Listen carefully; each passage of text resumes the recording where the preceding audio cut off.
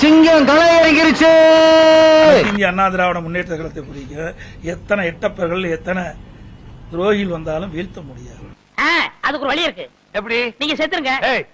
பொன்மனச்செம்மல் புரட்சித் தலைவர் எம்ஜிஆர் காலத்திலிருந்து இன்று வரை அணி பெறலாமல் இருக்கின்றவர்கள் இங்கே அமர்ந்திருக்கின்றார்கள்.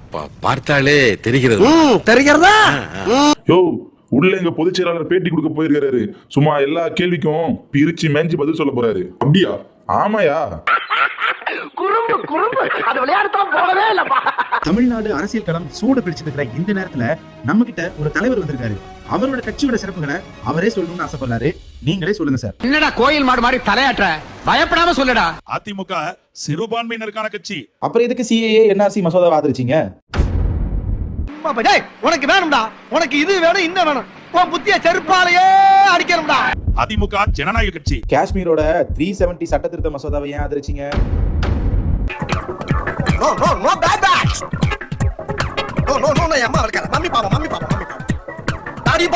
அதிமுக விவசாயிகளுக்கான கட்சி. வேளாண் சட்ட மசோதாவை ஆதரிச்சது யாரு?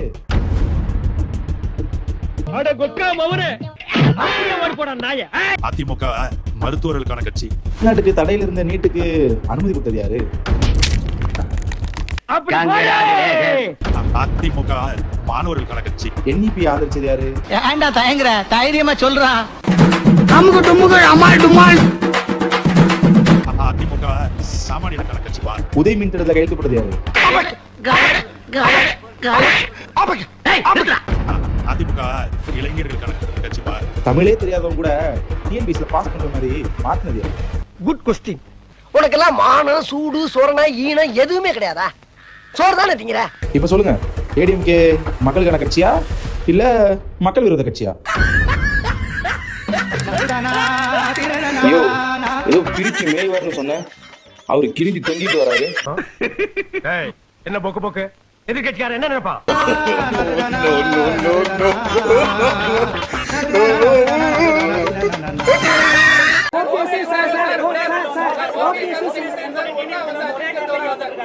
தெரியவில்லை, வந்தால் தான் தெரியும். வந்தால் நான் பதில் சொல்றேன். அனைவருக்கும் நன்றி.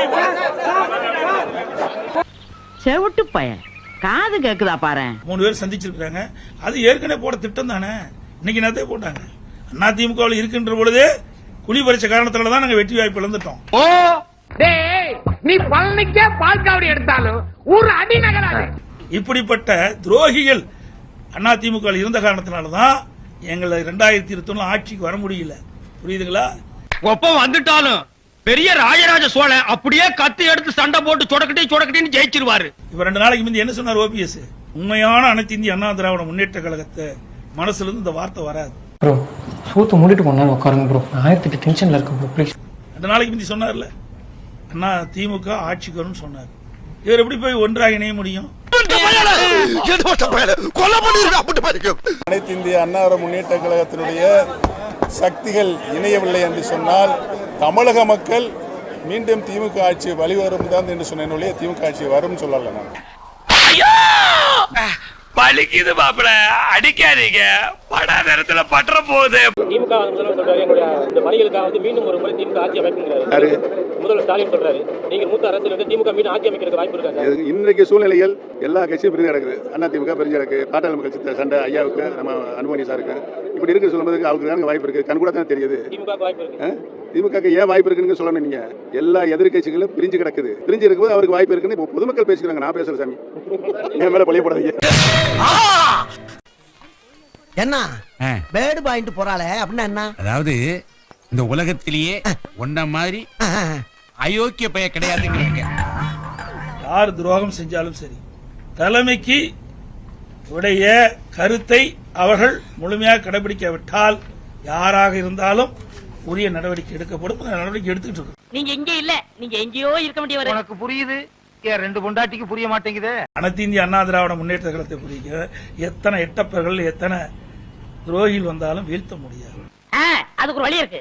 எப்படி? நீங்க செத்துருங்க. பொன்மனச்செம்மல் புரட்சித் தலைவர் எம்ஜிஆர் காலத்திலிருந்து இன்று வரை அணி பெறலாமல் இருக்கின்றவர்கள் இங்கே அமர்ந்திருக்கின்றார்கள். சந்தோஷம். பார்த்தாலே தெரிகிறது. தெரிகிறதா? 3 பேர் ஒன்றிணைந்து வந்து அரசியல் வியூகமா பாக்குறீங்களா இல்ல சும்மா ஒரு ஆள்? அது ஒண்ணு இல்ல, வீணா போனது. அதை பத்தி பேசி என்ன பிரயோஜனம்? வேஸ்ட், பேசுறதே வேஸ்ட். கால நேரம் தான் வீண். எப்படி சார் நீங்க வாங்க வாங்க, ஏன் பயப்படுறீங்க? வாங்க, நான் அடிக்கலாம் மாட்டேன். வாங்க. அந்தியூர்ல ஏன் ஜெயிக்க முடியல? அதெல்லாம் அதிமுக கோட்டைங்க. சேவலியே ஜெயிச்சது. சொங்காட்டையெல்லாம் அப்படி இருக்க எடுத்து நாங்க ஜெயிக்க முடியல. மட்டும் அறுத்து அப்படியே தள்ளி வரலாற கொட்டிடுவாரு. அதிமுக இரண்டாக பிரிகின்ற பொழுது மாண்பு அம்மா தலைமையில நாங்க சேவல் சின்னத்தில் போட்டிட்டு நான் அப்ப ஜெயிச்சேன். அழுகாத ராசா அழுகாத. ஆக இப்படிப்பட்ட உள்கொட்டு வேலை செய்யற காரணத்தினாலதான் அதிமுக 2020 ஆட்சி பிடிக்க முடியாத ஒரு சூழ்நிலை ஏற்பட்டது. இன்றைக்கு எல்லாம் தெளிவுபடுத்தி விட்டாங்க. பயிர் செழித்து வர வேண்டும், அதில் இருக்கிற களைகளை எடுக்க வேண்டும். களையில் எடுக்கப்பட்டது, பயிர் செழித்து வளரும், நல்ல விளைச்சல் கொடுக்கும். அதிமுக அடுத்த ஆட்சி அமைக்கும். நான் சொல்லல, நல்ல காமெடி பண்ணுவாப்லன்னு. இந்த கதையெல்லாம் என்னிடத்தில் விடாதே கபோதி, போட்டு விடுதே. 4 ஆண்டுகளாக துரோகத்தை வீழ்த்துவோம் மக்களுக்கு தெரியும். வாங்க, மக்கள் தானே ஓட்டு போடுறாங்க. என்ன தெரியுமில்ல, கெட்ட ராஸ்கல் வெடிச்சு சதறிட்டேன்னு வச்சுக்கோங்க, ஒருத்தன் இருக்க முடியாது, தலை காட்ட முடியாது. வச்சு முதுகு மேல நடத்துறோம். அனைத்து இந்திய அண்ணா திராவிட முன்னேற்ற கழகம் தாவேகாவோட கூட்டணி நாங்க பேச்சுவார்த்தை இதுவரைக்கும் நடத்தல. அதே மாதிரி தாவேகா அதிமுக கட்சியோட கூட்டணி பேச்சுவார்த்தை நடத்தல. அப்படின்னா நான் ஒரு கேள்வி கேட்பேன், அதுக்கு நீ பதில் சொல்லணும். இங்க என்ன கேட்க போற? கேட்கிறேன் பாரு. பாருங்க, கொடி பறக்குது. அதிமுக தலைமையிலே அமைக்கப்படுகின்ற கூட்டணி வலுவான கூட்டணியா இருக்கும். திரு ஸ்டாலின் அவர்களே, இன்னும் பொறுங்க, பிரமாண்டமான கட்சி எங்க கூட்டணியில் வர சேர் இருக்குது. பாக்க கிரிக்க மாதிரி இருந்துகிட்டு என்ன மாதிரி இருக்கட்டும். கரூர் சம்பவத்துக்கு பிறகு 2 மணி இடத்துல இன்னைக்கு தாவேகா கட்சி சேர்ந்த அந்த தொண்டர்கள் எங்க கூட்டத்தில் கொடி பிடிச்சாங்க. அப்ப நம்ம ஆரவாரமா இருந்தாங்க. குமராவளையம் சட்டமன்ற தொகுதியில் இருந்து எழுச்சி பயணம் போட்டிருந்தேன். அப்பொழுது சொன்னேன், தொண்டர்கள் அங்கே பிள்ளையார் சொல்லி போட்டுட்டான்னு சொன்னேன். அதை நீங்க பெருசா பேசிக்கிட்டே இருக்கிறீங்க. அது என்னமா கொஞ்சம் கூட வெக்கப்படாம பேசிட்டேன். ஆக அவர்கள் அவர்களுடைய கட்சி கொடி தான் காட்டினாங்க. நல்லா புரிஞ்சுங்க, வேற கட்சி கொடி காட்டல. ஆமா, தொண்டர் தான். ஏங்க அப்படி கிடையாது. தொண்டர் வந்து ஏங்க உங்க வீட்டுல ஒரு விருந்தாளி வராங்க, விருந்தாளி வந்து என்ன சொல்லுவீங்க? போப்ப வெளியன்னு சொல்லுவீங்களா? ஆளை பார்த்தா டம்மி பீஸா இருக்க, பயங்கரமான ஆளா இருக்கேடா. என்னங்க இது? ஒரு மனிதாபிமானம் வேண்டாம். ஒரு கட்சியில் இருக்கிற ஒரு தொண்டை வந்து எங்க கூட்டத்தில் கலந்துட்டு கொடியாட்டுறாங்க.